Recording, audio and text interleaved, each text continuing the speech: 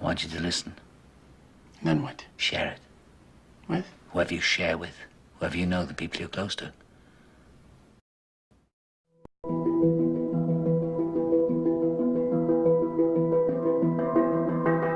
Tonight's talk is consciousness, creativity, and the brain. And if you have a golf ball-sized consciousness, when you read a book, you'll have a golf ball-sized understanding. When you look out, a golf ball-sized awareness. And when you wake up in the morning, a golf ball-sized wakefulness. But if you could expand that consciousness, then you read the book, more understanding. You look out, more awareness, and when you wake up, more wakefulness. It's consciousness. And there's an ocean of pure, vibrant consciousness inside each one of us. And it's right at the source and base of mind, right at the source of thought, and it's also at the source of all matter. There is no matter as such. All matter originates and exists only by virtue of a force which brings the particle of an atom to vibration and holds this most minute solar system of the atom together. We must assume behind this force the existence of a conscious and intelligent mind. This mind is the matrix of all matter. Matter seems like a good place to begin. The solidity of the world seems totally indisputable. As a fixed thing that you can see and touch, your body is also reassuringly solid. But beginning with Einstein, modern physics has assured us that this solidity is a mirage. All of physical matter, everything we have around us, is the result of a frequency. And what that also means is that if you amplify the frequency, the structure of the matter will change.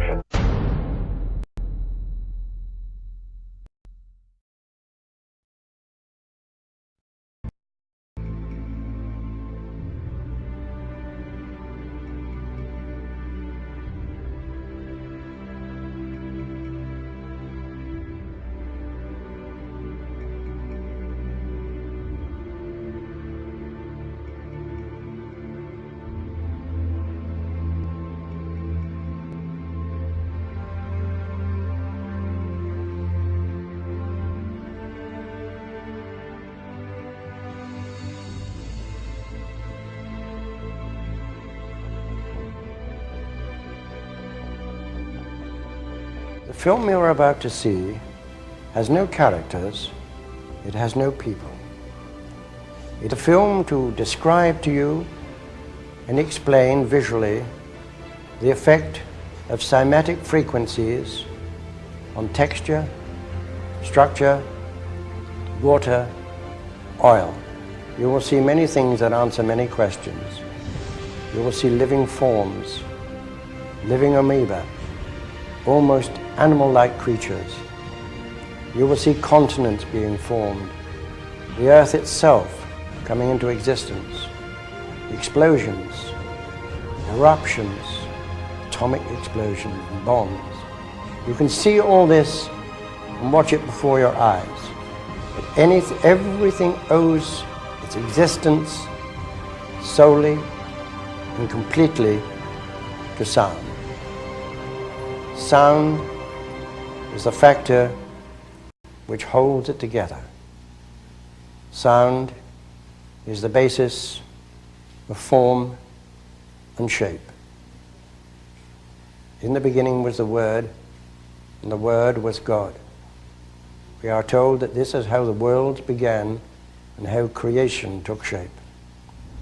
If we put that into the modern idiom and say that into the great voids of space came a sound, and matter took shape. Please watch carefully.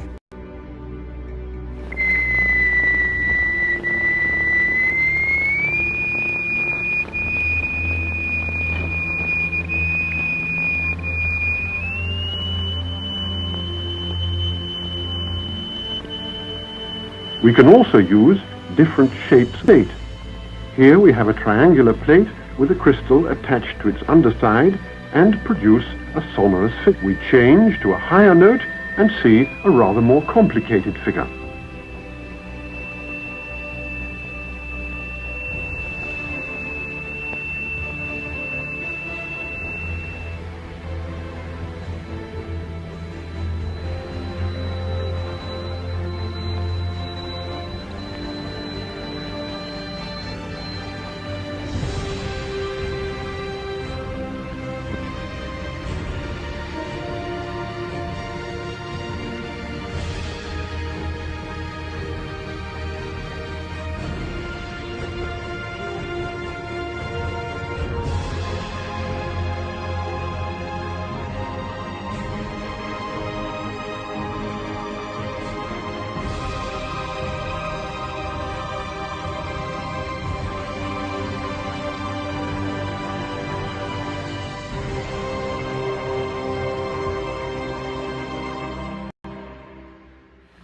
We use sand and lycopodium. The lycopodium moves to the center of the fields and takes up circular shapes. The sand forms the lines. Each material has its own special way of behaving.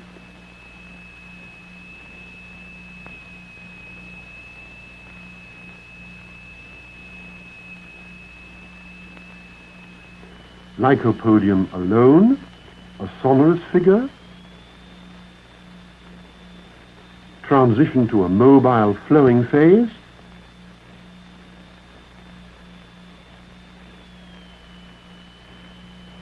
and back again to the figure.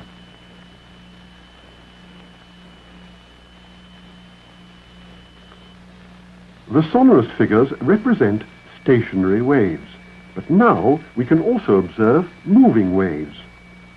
Here the sand is flowing in a current.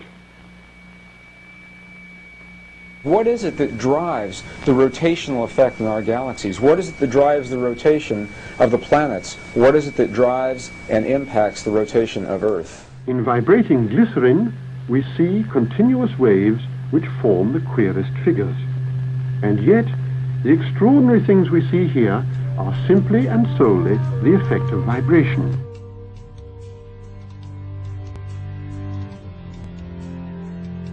Now, what we've seen up until now are single signals, single frequencies projected in the matter. And what you're seeing here now are interference patterns of two or more frequencies resulting in a pulse. The pulse of the human heart, the pulse that drives the blood through the veins in your bodies. What is your heart responding to? Where does that pulse come from?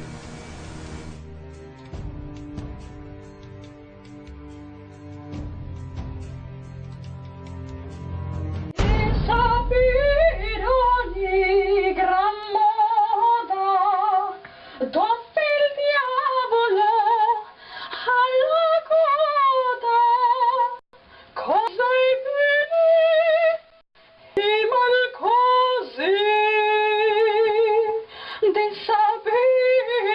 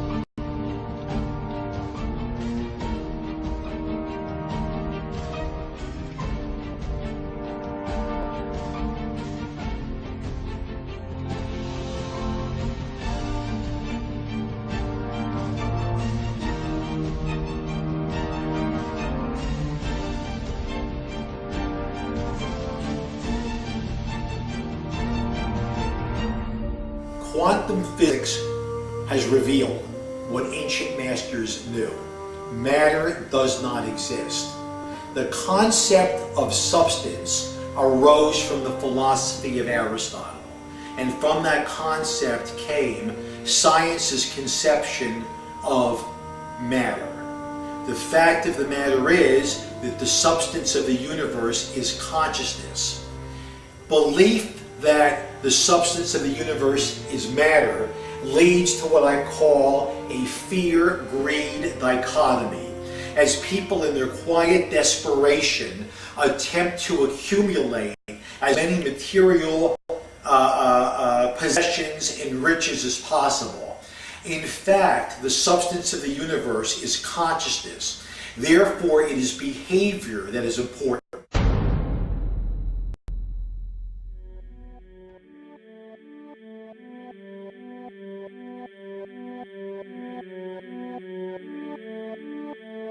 The life we perceive with our five senses is not reality. Quantum physics has shown that space and time are illusions of perception. Therefore, our bodies cannot truly be a reality if they occupy this space. Rutherford performed an experiment in Manchester that revealed him the shape of the interior of an atom. Scientists were shocked to discover that the atom is almost entirely empty space. The question then became, how could this empty atom possibly make the solid world around us? Our true consciousness does not exist in our brains or in our bodies. But this illusion of our individual bodies, along with the misinformation of our true origins, has manifested the idea that we all think independently from one another. Within this understanding, it would seem impossible to scientifically explain telepathy, clairvoyance, spiritual mediums, and other phenomena dealing with transferring information between sources without physical means of communication. But when you understand that there is a common spiritual bond between all things in the universe, and that we are all part of one divine intelligence, no phenomena is unexplainable. The blank matter within the most basic building blocks of perceivable existence is malleable and molded by intent. This means that consciousness shapes our reality. This seems difficult to accept for most, and it is quite understandable. In modern times, we are taught from an early age how to think rationally and tangibly. This is a very left-brain method of education, and it has more harmful effects than is given credit for. The left brain deals with logic, details, facts, patterns, practicality, science, and math, as the right brain deals with feeling, intuition, symbols, images, risk-taking, philosophy, and religion. With a deliberate push for government-controlled educational curriculums, generation after generation of the youth are being taught to focus only on the facts, figures, and numbers. Repetition is used to train children subconsciously to accept what they're learning. Children aren't rewarded for questioning the validity of the information they receive. They are ridiculed.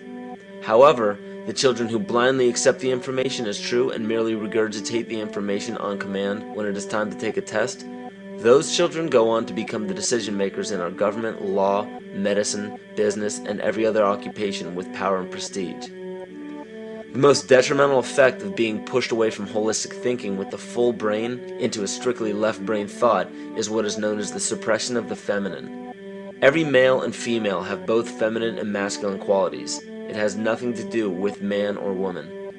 These are represented by the left and right brain, yin and yang, black and white, light and dark, and most every other duality.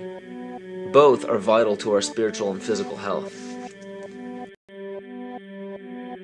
So the intangible parts of our existence, such as emotions, are part of the true reality of higher consciousness. If emotions are part of a realm that we cannot experience with our five senses, then how is it that we are all aware of our emotions? What most people believe to be emotions are not truly the emotion itself. What we are experiencing is the physical manifestation of these emotions. Anger causes disturbance in the psyche, which manifests itself in the ego.